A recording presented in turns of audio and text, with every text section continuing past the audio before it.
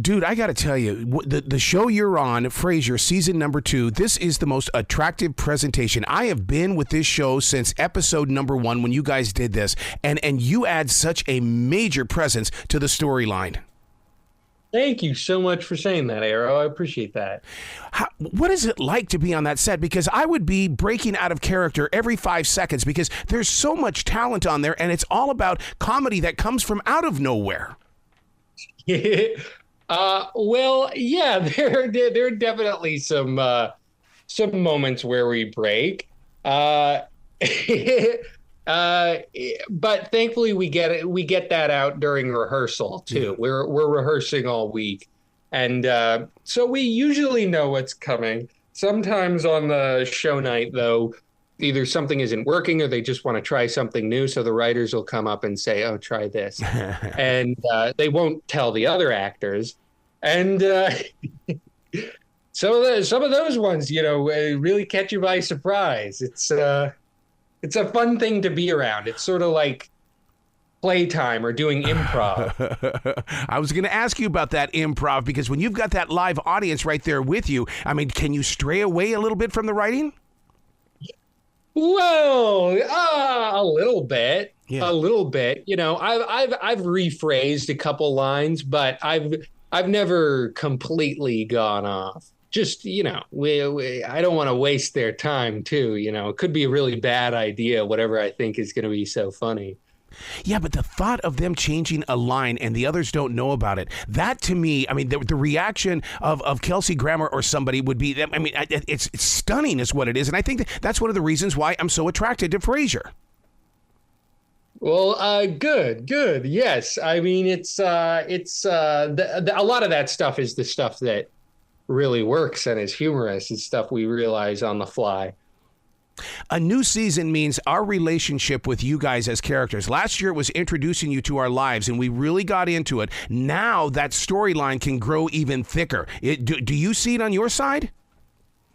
I do see it on my side. There's last season we were all trying to fill our parts as actors, and well also inform the characters. And this one, that harmony is even further. The writers and the actors are working in tandem, and it's a beautiful thing to see. Both I experienced it with my character, and I watched my co-stars Tokes really learning, moving into this new character, and now we really get to experience, now that we know them, as you said.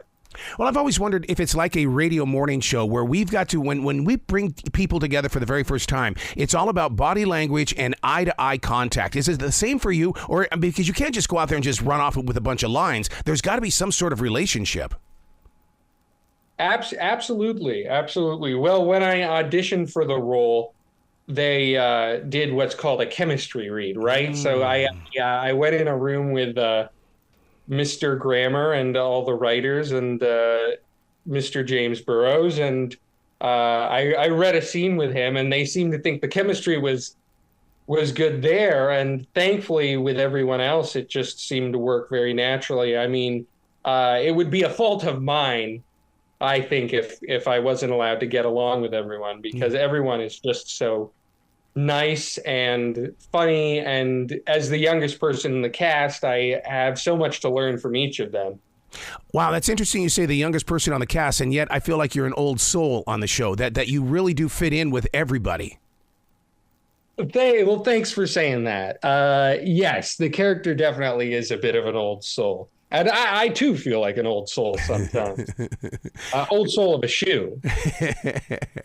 I've heard some rumors about your character this season, falling in love and gaining some power. Now that right there tells me that there's a future storyline growing here, and it gets me as a viewer excited about where they're going to take you. Me too. The character David is a young man. He's not fully decided yet, and he still hasn't experienced a lot of life, and so we get to watch him experience a few more things, for the first time. Yeah.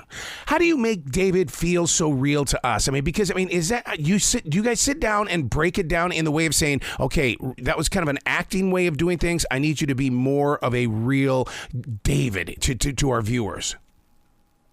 Well, it's interesting. We've never done that. But when I first auditioned for it, I did a take, the first take, where it was a version of the character where he knew he was annoying you and he enjoyed it. It was sort of like Bill Murray or Bugs Bunny. Yeah.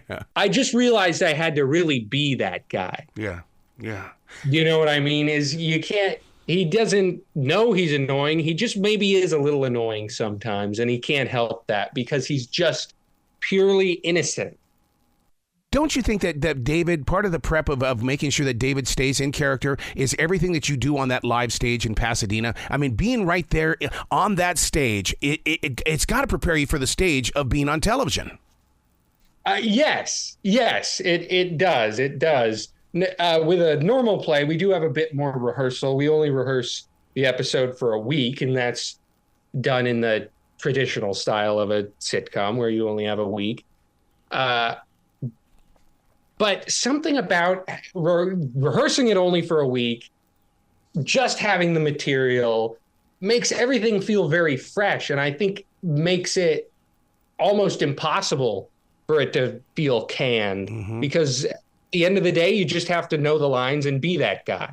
And that's all you can really rely on besides because everything else is there. You know, the sets are there, the costumes are there, the hair and whatever else. Your fellow actors are right there and they're ready to act with you. And so all you have to do is just show up and be that guy. And I guess in my case, I was that guy. Wow. You know, you really bring up a great point about everything that takes place before it reaches us on this side of the screen. Because, I mean, we get to see 22 minutes of a storyline, but the time that you guys invest in making sure that Frasier is still moving forward and still is very attractive to us. Yeah, I mean, we spend a lot of time on stuff like that. There are times we read one version of a script and then we get an email at 3 a.m. from the writers and they say, well, here's the new script. And they will have changed it because they want to be intentional about where this character of Frasier and now all our characters are going. And I really appreciate that. Everyone on set is just so excited to be working on this and to be there and really wants to make a good product. My guilty pleasure in watching Frasier on Paramount Plus is the fact that I will stop it and rewind it and study the craftsmanship when it comes to that writing and how you delivered it. And I can't be the only one who does that because, I mean, you guys deliver that stuff so perfectly, and I just want to know how you do it. In terms of delivering it, well, you know, I mean, how deep do you want me to go? It's basically like playing catch, you know. It's in my mind, it's like playing catch with an egg. Yeah. Because if you drop the ball, you can't pick it back up. You know, you have to, okay, let's restart. Yeah, let's reset. And everyone on set is so good at keeping that ball in the air.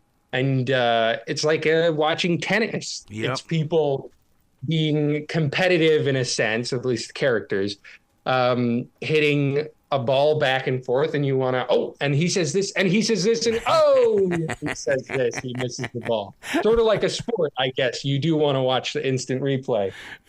Where can people go to find out more about you, Anders, and really get into everything that you're involved in? Your local library, maybe side of a milk carton. I don't know. No, the internet. Possibly, I guess you could look me up, but you can also watch Paramount Plus and Frasier on Paramount Plus. Haha. I love it. Please come back to this show anytime in the future. The door is always going to be open for you. Thank you, Arrow. I appreciate it. Well, you be brilliant today, okay? Thank you. You too.